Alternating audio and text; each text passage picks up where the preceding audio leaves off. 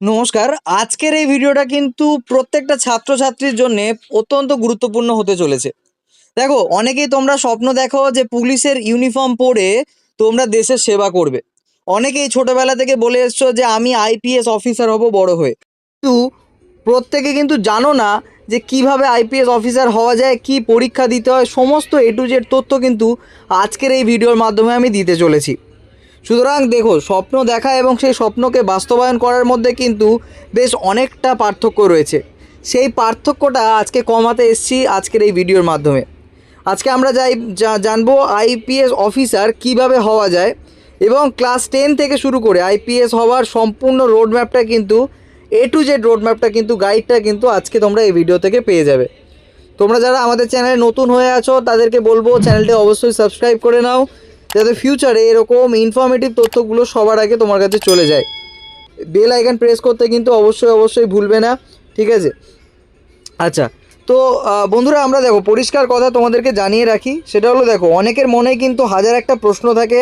IPS officer হতে গেলে কি কি পড়তে হবে, মাধ্যমিকের পর কোন স্ট্রিম নিতে হবে, গ্র্যাজুয়েশন বাধ্যতামূলক কি না, ইউপিএসসি পরীক্ষা কেমন হয়, বয়সসীমা কত চাওয়া হয়, শারীরিক যোগ্যতা কি লাগে, বেতন কত হয়, ট্রেনিং কোথায় করতে হয়, আর একজন আইপিএস অফিসারের ক্ষমতাই বা কতটুকু। আজকের এই ভিডিওতে আমরা একদম শুরু থেকে শেষ পর্যন্ত আইপিএস অফিসার হওয়ার সম্পূর্ণ রোডম্যাপ সহজ বাংলায় আলোচনা করব। তাই ভিডিওটি একেবারে শেষ পর্যন্ত দেখবে, কোনো তথ্য মিস করবে না। তো চলো আমরা শুরু করি। মূলত তোমাদেরকে জানতে হবে যে এই আইপিএস অফিসার কে, ঠিক আছে? পরিষ্কারভাবে দেখো, প্রথমে একটা পরিচয় পর্ব তোমাদেরকে সেরে নিয়ে। আইপিএস এর পূর্ণরূপ হলো ইন্ডিয়ান পুলিশ সার্ভিস। এটা ভারতের 3টি অল ইন্ডিয়া সার্ভিসের একটি, ঠিক আছে? বাকি দুটি হলো আইএএস, ইন্ডিয়ান অ্যাডমিনিস্ট্রেটিভ সার্ভিস, আর একটা হয় আইএফওএস, ইন্ডিয়ান ফরেস্ট সার্ভিস, ঠিক আছে? এবারে বোঝা গেল। এবারে প্রধান কাজটা কি আইপিএসের? একজন আইপিএস অফিসারের প্রধান কাজ হলো দেখো, পরিষ্কার আইন শৃঙ্খলা বজায় রাখা, অপরাধ দমন করা, তদন্ত চালানো, দাঙ্গা নিয়ন্ত্রণ করা, সন্ত্রাসবাদ মোকাবেলা করা, গুরুত্বপূর্ণ ব্যক্তিদের নিরাপত্তা নিশ্চিত করা এবং পুলিশের প্রশাসনিক নেতৃত্ব অর্থাৎ লিড করা, ঠিক আছে? এবং কাজের পরিধি সম্পর্কে আলাদা করে আর কিছু বলার নেই। একজন আইপিএস অফিসার শুধুমাত্র যে থানা কাজ করবেন এমনটা নয়, তিনি জেলা, রাজ্য এবং জাতীয় স্তরেও কিন্তু গুরুত্বপূর্ণ দায়িত্ব পালন করতে পারেন। তার কাছে কিন্তু এত বড় কাজের পরিসর বা পরিধি রয়েছে। এবারে যদি কেউ হতে চায় আইপিএস অফিসার, তার জন্যে শিক্ষাগত যোগ্যতার রোডম্যাপটা কি লাগবে সেটা একটু আপনাদেরকে আমি জানিয়ে রাখি, ঠিক আছে? দেখো, প্রথম কথা হচ্ছে কি, আইপিএস অফিসার হওয়ার জন্যে আপনাকে ইউপিএসসি সিভিল সার্ভিস এক্সামিনেশানের সফল হতে হবে। প্রতি বছর ইউপিএসসি এই পরীক্ষার আয়োজন করে। ভারতের সবচেয়ে কঠিন এবং মর্যাদাপূর্ণ পরীক্ষাগুলোর মধ্যে কিন্তু এটি একটি অন্যতম পরীক্ষা। এবারে তার জন্যে প্রথমত যে বেসিক এডুকেশান কোয়ালিফিকেশান, সেটা কীরকমভাবে কি হয় সেটা একটুখানি বলে দিই। প্রথম কথা হচ্ছে কি, মাধ্যমিক পাস ন্যূনতম লাগছে। তারপরেই আইপিএস হতে অবশ্যই করে কিন্তু সায়েন্স পড়তে হবে। এটি সম্পূর্ণ কিন্তু ভুল ধারণা। অনেকেই বলেন যে আইপিএস হতে গেলে সায়েন্স নিয়ে পড়তে হবে, নাহলে আইপিএস হওয়া যায় না। বিষয়টা কিন্তু একদমই ওরকম নয়। অর্থাৎ তুমি মাধ্যমিক পাস করার পরে সায়েন্স, কমার্স অথবা আর্টস নিয়ে যে কোনো স্ট্রিম নিয়ে কিন্তু পড়তে পারো, ঠিক আছে? এবং ইউপিএসসি কোনো নির্দিষ্ট স্ট্রিমের জন্য বাধ্যতামূলক করেনি। তাই নিজের আগ্রহ এবং দক্ষতা অনুযায়ী বিভিন্ন নির্বাচন করা, ঠিক আছে, যেতে পারে, ঠিক আছে? তারপরে উচ্চ মাধ্যমিকের পর কি করবে? যে কোনো একটা স্ট্রিম নিয়ে মাধ্যমিকের পরে যে কোনো একটা স্ট্রিম নিয়ে উচ্চ মাধ্যমিক দেবে। উচ্চ মাধ্যমিক পাস করার পরে তোমাকে অবশ্যই কিন্তু গ্র্যাজুয়েশানে ভর্তি হতে হবে, ঠিক আছে? এবং এখানে গুরুত্বপূর্ণ বিষয় হলো শুধুমাত্র উচ্চ মাধ্যমিক পাস করে আইপিএস হওয়া কিন্তু যায় না, গ্র্যাজুয়েশন সম্পন্ন করাটা কিন্তু বাধ্যতামূলক। অর্থাৎ অবশ্যই কিন্তু তাকে গ্র্যাজুয়েট হতে হবে। এবারে অনেকের প্রশ্ন থাকে যে গ্র্যাজুয়েট তো হতে হবে, বুঝতে পারলাম, কিন্তু গ্র্যাজুয়েট কোন বিষয় নিয়ে করব সেটা কি আমাকে তো জানতে হবে। পরিষ্কার কথা যে কোনো হচ্ছে কি স্বীকৃত বিশ্ববিদ্যালয় থেকে যে কোনো বিষয়ে গ্র্যাজুয়েশন করতে পারেন, ঠিক আছে? যেমন বিএ যদি তুমি করো তাহলেও হবে, বিএসসি করলেও হবে, বিকম করলে হবে, বিটেক করলে হবে, এমবিবিএস করলে হবে, এলএলবি করলে হবে, বিবিএ করলে হবে, বিসিএ করলে হবে, সবই কিন্তু গ্রহণযোগ্য, ঠিক আছে, এর জন্যে। এবারে ভালো ফলাফল করে কিন্তু তোমাকে পাস করতে হবে। তারপরে যেটা সাধারণ যোগ্যতা যেটা চাওয়া হয় আপাতত বুঝতেই পারলে যে ন্যূনতম গ্র্যাজুয়েশনের কিন্তু খুব দরকার, ভালো মার্কস নিয়ে কিন্তু গ্র্যাজুয়েশন সার্টিফিকেট বা গ্র্যাজুয়েশনটা করতে হবে তোমাকে, ঠিক আছে। এবার সাধারণ যোগ্যতা এবং বয়স সীমাটা একটুখানি তোমাদেরকে বলে রাখি। দেখো, প্রথমত যেটা বোঝা যাচ্ছে যে তোমাকে অবশ্যই ভারতের নাগরিক হতে হবে। দ্বিতীয়ত যে কোনো স্বীকৃত বিশ্ববিদ্যালয় থেকে গ্র্যাজুয়েশন সম্পন্ন করতে হবে, তাহলেই কিন্তু তুমি একেবারে একজন এলিজিবল ক্যান্ডিডেট হতে পারো। এবারে বয়স সীমা থেকে শুরু করে কাস্ট থেকে শুরু করে, ঠিক আছে, সবটাই কিন্তু আমি বলবো, ঠিক আছে, এক এক করে। দেখো, পরিষ্কার কথা, যারা জেনারেল, ঠিক আছে, তাদের জন্য যে বয়সটা রাখা হয়েছে সেটা হলো 21 থেকে 32 বছর। পরীক্ষা দেওয়ার সুযোগ, অর্থাৎ সে সর্বাধিক 6 বার অ্যাটেম্প করতে পারবে এই পরীক্ষার জন্যে।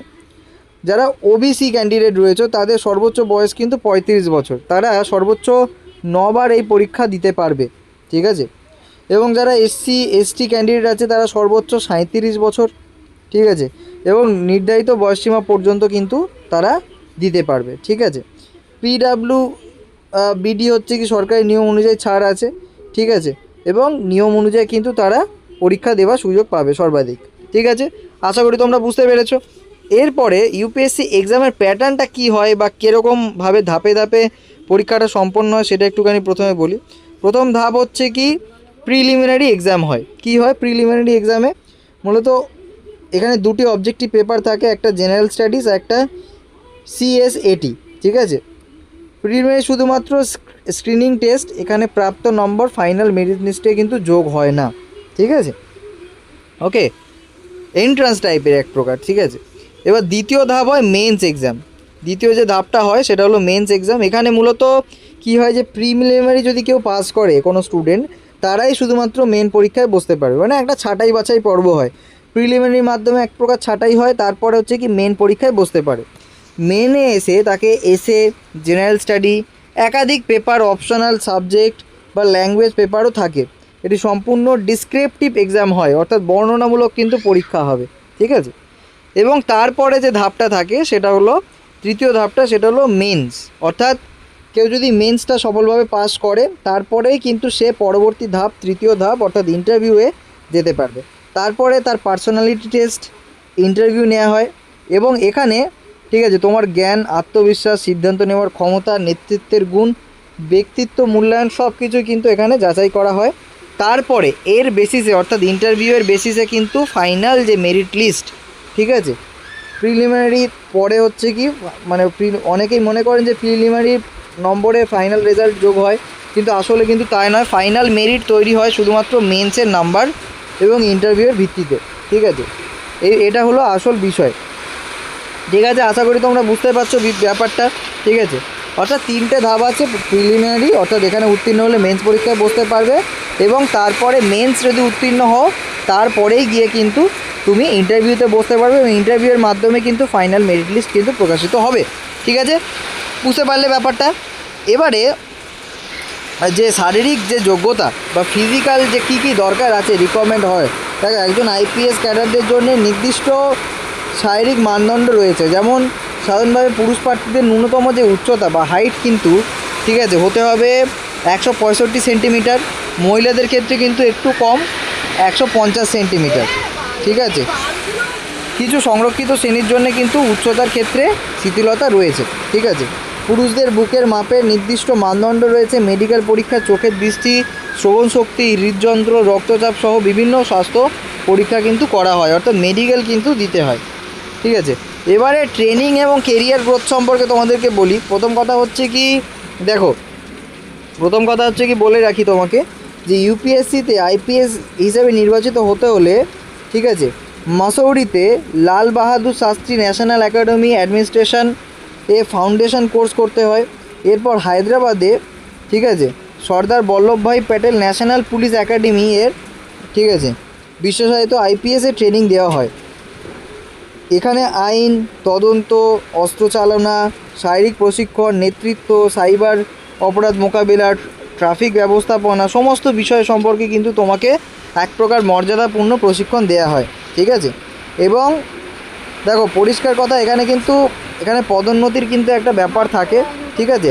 আস্তে আস্তে কিন্তু তোমার পদোন্নতি হয়, ঠিক আছে। সেই পদোন্নতি যে হয় সে ব্যাপারটা কিন্তু তোমরা কিভাবে হয় বা কোন কোন স্টেপের মাধ্যমে হয় পদোন্নতিটা, সেটা হচ্ছে কি আমি বলে রাখছি এরপরে, দেখো মূলত প্রথমে যে ধাপটা হয় সেটা হলো অ্যাসিস্ট্যান্ট সুপারিনটেনডেন্ট, ঠিক আছে। প্রথম যে ধাপটা সেটা অ্যাসিস্ট্যান্ট সুপারিনটেনডেন্ট, তারপরে এসপি সুপারিনটেন্ডেন্ট অফ পুলিশ, তারপরে এসএসপি, ঠিক আছে, সিনিয়র সুপারিনটেন্ডেন্ট, তারপরে হয় ডিআইজি, ঠিক আছে, তারপরে হয় আইজি, ঠিক আছে, তারপরে এডিজি এবং তারপরে ডিজিপি, ঠিক আছে। একদম সর্বাধিক পোস্ট হচ্ছে কি ডিজিপি। এবং বেতন এবং অন্যান্য সুবিধার কথা বলতে গেলে কিন্তু এই যে আইপিএস অফিসার হতে গেলে তার কিন্তু নানান প্রকার কিন্তু সুবিধা রয়েছে এবং বেতনও কিন্তু বেশ ভালো পে স্কেলে অনুযায়ী হয়ে থাকে, ঠিক আছে। তো এবারে এই যে টোটাল যে বেতনটা সেটা কেমন কি হয় সেটা বলে রাখি। মোটামুটি 56,100 টাকা থেকে বেসিক পে শুরু হয়। এছাড়াও কিন্তু নানা রকম অ্যালাউন্সেস বা ভাতা রয়েছে, ঠিক আছে, ওকে, যেটা মিলিয়ে কিন্তু একটা বেশ ভালো অঙ্কের ইনকাম কিন্তু জেনারেট হয়, ঠিক আছে, বা করতে পারে একজন আইপিএস অফিসার, ওকে। এবার কী কী সুবিধা পান পরিষ্কার কথা বলছি, দেখুন স্যালারি বাদ দিয়েও কিন্তু সরকারি বাসস্থানের ব্যবস্থা থাকে, সরকারি গাড়ি এবং ড্রাইভারের ব্যবস্থা থাকে, নিরাপত্তা ব্যবস্থা থাকে, চিকিৎসা এবং ছুটির সুবিধা থাকে এবং অন্যান্য নানান প্রকার সরকারি পরিষেবা কিন্তু থাকে, ঠিক আছে। এবারে তোমাদের প্রশ্ন হতে পারে যে এই যে প্রস্তুতি, ঠিক আছে, সেটা কিভাবে করব এবং কিছু কিছু যারা হচ্ছে কি একদম বিগিনার আছো, যারা জানে না, তারা কিন্তু কিছু কিছু ভুল করে থাকে, সেটাও আমি একটুখানি বলে দিচ্ছি। এর প্রস্তুতি কিভাবে শুরু করবে প্রথমে বলে দিচ্ছি। দেখো, প্রথমে এনসিইআরটি এর বই ভালো করে পড়তে হবে, ঠিক আছে। প্রতিদিন সংবাদপত্র পড়ার অভ্যাস গড়ে তুলতে হবে। কারেন্ট অ্যাফেয়ার্সে নিয়মিত নোটস করতে হবে। আগের বছরের প্রশ্ন সমাধান করুন এবং নিয়মিত মক টেস্ট কিন্তু দিতে থাকতে হবে নিজে কতটা প্রিপেয়ার সেটা জানার জন্য। উত্তর লেখা অনুশীলন করুন এবং প্রতিদিন রিভিশন করতে হবে আপনাকে, ঠিক আছে। ধৈর্য ধরে দীর্ঘমেয়াদী প্রস্তুতি চালিয়ে গেলে কিন্তু একটা কথা বলতে পারি যে দিন শেষে কিন্তু শেষ হাসিটা তুমি হাসবে, অর্থাৎ তুমি কিন্তু একজন আইপিএস অফিসার হয়ে যেতে পারো। এবারে কিছু সাধারণ ভুল যেগুলো এড়ানো উচিত আমার বলে মনে হয় ব্যক্তিগতভাবে, সেটা হলো অনেকেই ইউপিএসসি সিলেবাস না জেনেই পড়াশোনা শুরু করে দেয়, অনেকেই শুধু কোচিংয়ের ওপর নির্ভর করে, অনেকে কারেন্ট অ্যাফেয়ার্সের অবহেলা করেন, ঠিক আছে, আবার অনেকেই নিয়মিত রিভিশন করেন না, ঠিক আছে। তো এই ভুলগুলো এড়াতে পারলেই কিন্তু সাফল্য আসবে, এটুকু কিন্তু নিশ্চিত। অর্থাৎ পুরোপুরি নিজের ওপরই পুরো গুরুদায়িত্বটা আছে, ঠিক আছে। অতএব একটাই শেষ কথা বলবো যে স্বপ্ন দেখেছো যখন, স্বপ্নকে কিভাবে পূরণ করতে হবে তার রোড ম্যাপটাও দেখে নিলে। এবারে সেই রোড ম্যাপ অনুযায়ী কিন্তু নিজেকে প্রস্তুতি নিতে হবে, দৃঢ় প্রতিজ্ঞ হয়ে কিন্তু একেবারে কনসিস্টেন্টলি কিন্তু হার্ডওয়ার্ক করে যেতে হবে, তাহলেই কিন্তু তুমি তোমার রেজাল্টটা বা তুমি তোমার গোলে রিচ করতে পারবে। তো আশা করি তোমরা পুরো ব্যাপারটা ভালো করে বুঝতে পেরেছো, কোনো তথ্য বুঝতে অসুবিধা হয়নি। যদি কোনো তথ্য বুঝতে অসুবিধা হয় আমাদের কিন্তু কমেন্ট বক্স ওপেন আছে, সেখানে গিয়ে তুমি কমেন্ট করতে পারো এবং সেখানে গিয়ে তোমাকে আমি প্রপারলি রিপ্লাই করে দেবো যদি তোমার কোনো ডাউট থাকে। আশা করি কোনো ডাউট থাকবে না। আর ভিডিওটি এতক্ষণ পর্যন্ত দেখার জন্য অসংখ্য ধন্যবাদ। যদি চ্যানেলে নতুন হয়ে থাকো তাহলে অবশ্যই চ্যানেলটিকে সাবস্ক্রাইব করে বেল আইকন প্রেস করে দিও, আর ভিডিওটিতে একটি লাইক করে দিও, বেশি বেশি করে শেয়ার করে দিও তাদের সঙ্গে যাদের মনে করো একান্তই এই ভিডিওটি দেখার প্রয়োজন আছে। Till then, tata, bye bye, take care, ভালো থাকবে।